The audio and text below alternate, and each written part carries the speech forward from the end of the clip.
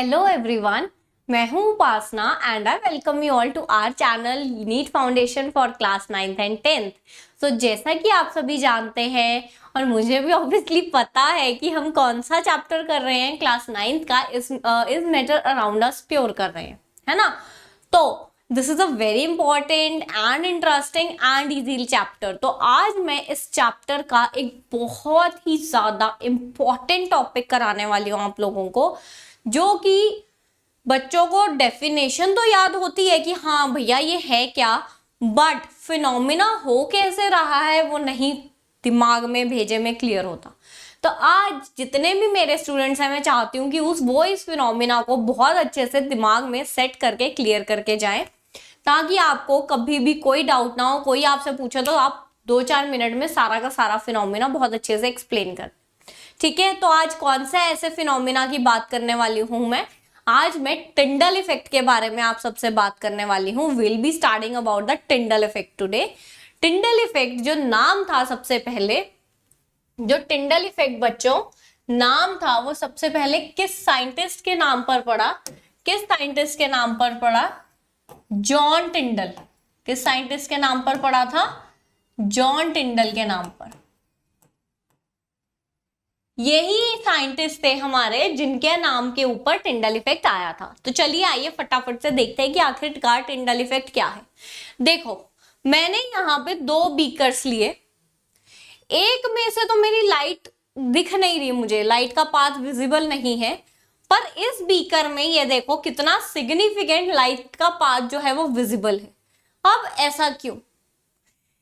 देखो, लाइट जो है वो रिफ्लेक्ट करती है, ये हमें पता है। सबसे पहले अगर हम उसी फिनोमिना को देखें, इन पिक्चर्स पे आते हैं दोबारा से वापस। सबसे पहले अगर हम इन्हीं फिनोमिनास को देखें, मान लो ये मिरर है, सपोज करो ये मिरर है, इस पे अगर लाइट रे गई, इस पे अगर लाइट रे गई, तो ये मिरर क्या करता है? लाइट रे को एक डायरेक्शन में रिफ्लेक्ट कर देता है। ये तो हमें बात पता है, ये फिजिक्स का फिनोमिना है कि जो मिरर है वो आपका लाइट रे को एक डायरेक्शन में जो है वो रिफ्लेक्ट कर देता है, रिफ्लेक्ट बैक करता है, जिसकी वजह से वो लाइट रे जो है वो हमारी आंखों में दिखती है और हमें हमारी रिफ्लेक्शन दिखती है। ठीक है, तो ये कहानी तो हमें पता है। अब एक बीकर में तो मुझे लाइट दिख रही थी, अभी हमने देखा, और एक बीकर में लाइट नहीं दिख रही थी, ऐसा क्यों? चलो मैं आपको अभी इतना बताती हूँ कि जो जिस बीकर में लाइट नहीं दिख रही थी ना, वो तो मेरे थे सॉल्यूशंस। जिस बीकर में लाइट दिख रही है, अब हम उसकी बात करते हैं। देखो, जो हमारा ये बीकर है जिसमें से लाइट रे पास हो रही थी, उसमें यहां पर ये सॉल्यूट के पार्टिकल्स ऑब्वियसली प्रेजेंट होंगे। सॉल्यूट के पार्टिकल्स जो है वो ऑब्वियसली प्रेजेंट होंगे, है ना। सॉल्वेंट में जब आप सॉल्यूट डिसॉल्व करते हो तो उसके पार्टिकल्स प्रेजेंट होते हैं। तो हमें उस बीकर में से लाइट क्यों दिखी? बेसिकली ये एक पार्टिकल है, मानो आपके सॉल्यूट का, ठीक है। जब आपकी लाइट इस पार्टिकल पे जाकर बजी, जब आपकी लाइट इस पार्टिकल के ऊपर गई, तो इस पार्टिकल ने क्या किया? अनलाइक मिरर, मिरर क्या करता है कि आपकी लाइट को एक डायरेक्शन में रिफ्लेक्ट कर देता है, बट ये पार्टिकल ने क्या किया? आपकी जो वो लाइट रे जो इसके साथ जाकर टकराई, उसने उस लाइट रे को हर डायरेक्शन में रिफ्लेक्ट कर दिया, हर डायरेक्शन में रिफ्लेक्ट कर दिया। और यही जो हर डायरेक्शन में रिफ्लेक्ट करना है लाइट को, इसी को हम क्या बोलते हैं? लाइट की स्कैटरिंग बोलते हैं। इसी को क्या बोलते हैं? स्कैटरिंग ऑफ लाइट बोलते हैं, कि लाइट को बेसिकली क्या किया? स्कैटर कर दिया हर डायरेक्शन में। अब देखो, सारी की सारी लाइट अब यहीं तो नहीं पड़ी हुई जहां जो हम यहां से फेंक रहे हैं। अब कुछ लाइट रे जो थी और सीधी गई, ठीक है। अब एक पार्टिकल तो सॉल्यूशन उस मिक्सचर में भी नहीं है, वो लाइट रे अब अगले पार्टिकल के साथ जाके टकराई, और उस अगले पार्टिकल ने क्या किया? उस लाइट रे को फिर से स्कैटर कर दिया, ठीक है। सिमिलरली ऐसा ही फिनोमिना होता गया, अगले पार्टिकल ने फिर से अगले पार्टिकल के पास वो लाइट गई, उसने फिर से उस लाइट को जो था वो हर डायरेक्शन में जो था वो स्कैटर कर दिया, ठीक है। तो मान लीजिए ये इतना आपका ये सॉल्यूशन था। उसके बाद जब लाइट इस ग्लास से बाहर गई, जब लाइट इस ग्लास से बाहर गई जिसमें सॉल्यूशन था, तो लाइट अब हमें दिख रही है पर सीधी एक डायरेक्शन में जाती हुई दिख रही है, हमें लाइट स्कैटर होती हुई नहीं दिख रही। अब हमें जब ग्लास से बाहर लाइट गई तो अब हमें लाइट स्कैटर होती हुई नहीं दिख रही। क्यों? क्योंकि लाइट तो स्कैटर हो रही थी उन पार्टिकल्स से टकराने की वजह से। वो पार्टिकल्स उस लाइट को स्कैटर कर रहे थे, तो बीकर के बाहर तो पार्टिकल्स नहीं पड़े, इसलिए बीकर से बाहर जो वो लाइट है वो स्कैटर होती हुई हमें नहीं दिखाई देगी। तो इसी वजह से ये पूरे के पूरे, जब वो लाइट आपने यहाँ से टॉर्च मारी, वो लाइट रे की पूरी बीम आपको इस सॉल्यूशन के अंदर बेसिकली इस मिक्सचर के अंदर आपको दिखेगी। क्यों दिखेगी? क्योंकि जब वो हर पार्टिकल से स्कैटर कर रही है, बेसिकली टकरा रही है, तो वो पार्टिकल्स उस लाइट को क्या कर रहे हैं? स्कैटर कर रहे हैं। ये बात आपको समझ में आई? इसीलिए यहाँ पर भी आप सोच सकते हैं कि यहाँ पे मान लो एक पार्टिकल था, उससे लाइट रे, उस पार्टिकल ने क्या किया? उस लाइट रे को हर डायरेक्शन में स्कैटर किया, फिर लाइट रे सीधी गई, फिर अगले पार्टिकल के साथ जाके टकराई, उस पार्टिकल ने भी उस लाइट रे को हर डायरेक्शन में स्कैटर किया, फिर वो अगले पार्टिकल के साथ जाके टकराई, फिर उस पार्टिकल ने भी लाइट रे को हर डायरेक्शन में स्कैटर कर दिया। इसी वजह से अब इस तरह हमें पूरा का पूरा एक बीम ऑफ लाइट जो है वो देखने को मिली। ठीक है, तो इसका मतलब ये पार्टिकल्स तो लाइट को स्कैटर कर रहे थे, पर जो इस बीकर में पार्टिकल्स थे, इसका मतलब उन्होंने लाइट को स्कैटर नहीं किया। क्यों नहीं किया? वो बात करते हैं अब हम। क्योंकि जो आपकी स्कैटरिंग ऑफ लाइट है वो बहुत ज्यादा डिपेंड करती है कि आखिरकार आपका पार्टिकल साइज कितना है। अगर आपका पार्टिकल साइज बहुत छोटा है, जैसे कि सॉल्यूशंस में होता है कि वो 1 नैनोमीटर से छोटा होता है, तो इतने ज्यादा छोटे पार्टिकल सिग्निफिकेंटली आपकी लाइट को स्कैटर नहीं कर सकते। बेसिकली ऐसा नहीं है कि बिल्कुल स्कैटरिंग ही नहीं होती है सॉल्यूशंस में स्कैटरिंग, पर उनका पार्टिकल साइज इतना छोटा होता है, जितना पार्टिकल साइज ज्यादा छोटा होगा उतनी स्कैटरिंग कम होगी। तो बेसिकली यहाँ जो स्कैटरिंग हो रही होगी वो ऑलमोस्ट नेग्लिजिबल होगी, बहुत थोड़ी होगी, जो हमारी आईज तक जो है वो बेसिकली वो लाइट नहीं पहुंचेगी और हम वो स्कैटरिंग नहीं देख सकते। ये आपको बात समझ में आई होगी आई होप, कि जब पार्टिकल साइज के ऊपर जो है वो स्कैटरिंग डिपेंड करती है, तो सॉल्यूशन के केस में जो पार्टिकल साइज है it is less than 1 nanometre. तो अब ये मैं आपको बता दूं कि इस बीकर में हमारे पास सॉल्यूशन है, इस बीकर में हमारे पास क्या है? सॉल्यूशन है। तो सॉल्यूशन का पार्टिकल साइज 1 नैनोमीटर से छोटा होता है, जिसकी वजह से इतने छोटे पार्टिकल से जब लाइट आके स्ट्राइक करती है तो स्कैटर वो कुछ हद तक करते हैं लाइट को, ऐसा नहीं है कि बिल्कुल नहीं करते, बट इतनी कम होती है वो स्कैटरिंग कि हमें हमारी नेकेड आइज को वो स्कैटरिंग बेसिकली वो स्कैटरिंग विजिबल नहीं होती, बहुत थोड़ी होती है वो। ठीक है, पर अब बता दूं मैं तुम्हें ये बीकर किसका है? ये बीकर है हमारे कोलॉइड का, जिनका पार्टिकल साइज 1 नैनोमीटर से 100 नैनोमीटर के बीच का होता है। तो ये बहुत अच्छी स्कैटरिंग ऑफ लाइट करते हैं। क्यों? क्योंकि स्कैटरिंग ऑफ लाइट बार बार बता रही हूँ पार्टिकल साइज पे डिपेंड करती है।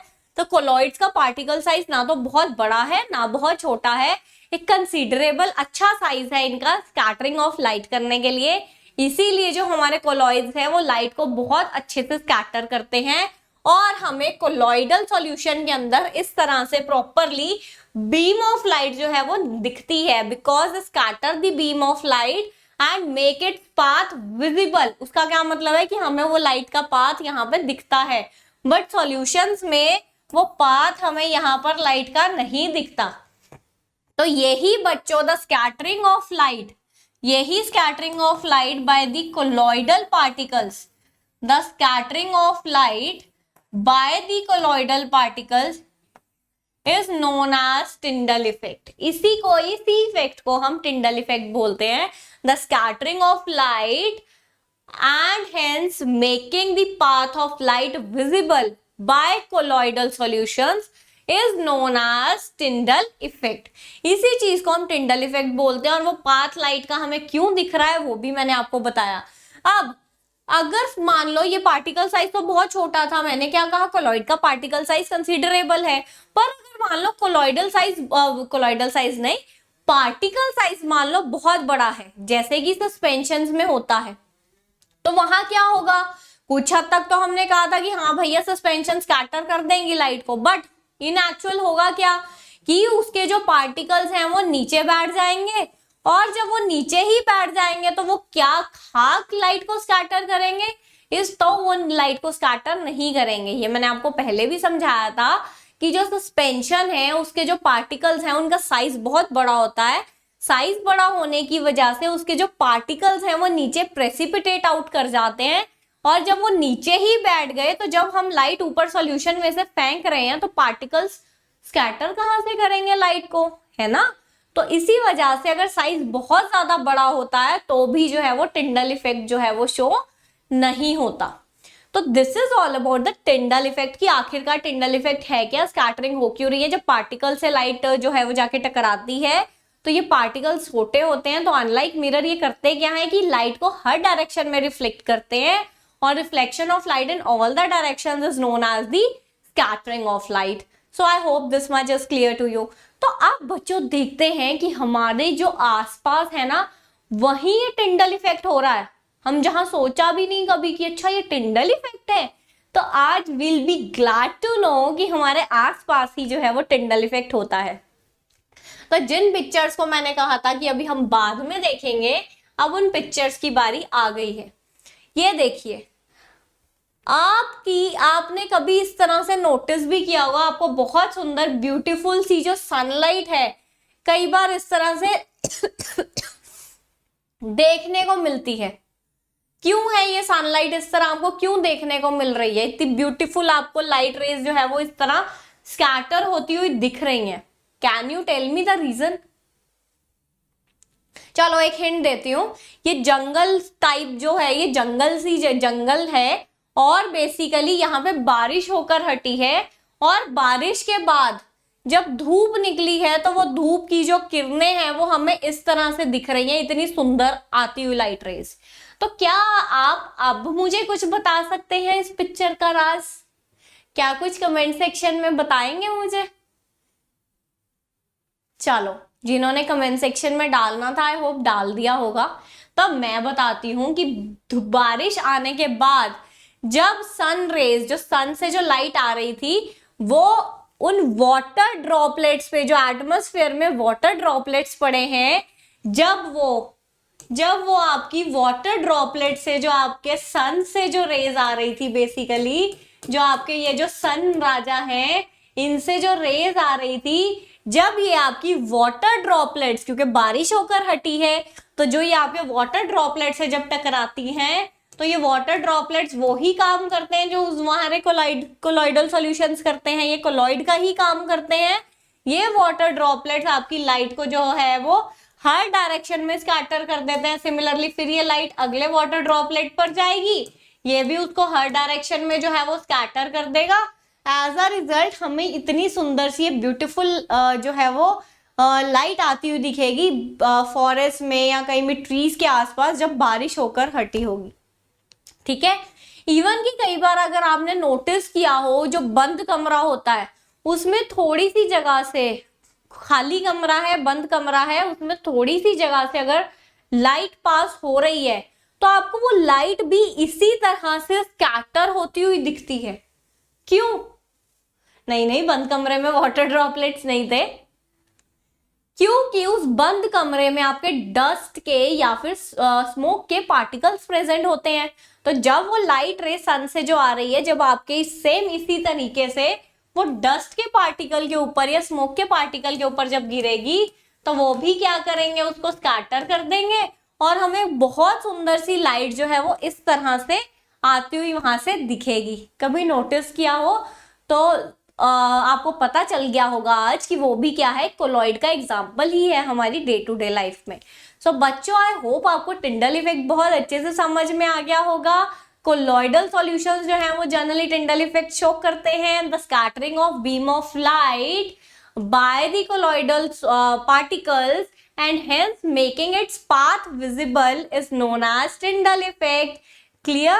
So this is all about today's lecture. अच्छा लगा हो तो लाइक जरूर कर दे, सब्सक्राइब कर ले चैनल को for more such quality lectures, and do get linked with our Telegram channel so that you can get quality and good question papers for your self assessment. So bye, see you, take care, हंसते रहो, मुस्कुराते रहो. Thank you for watching our channel.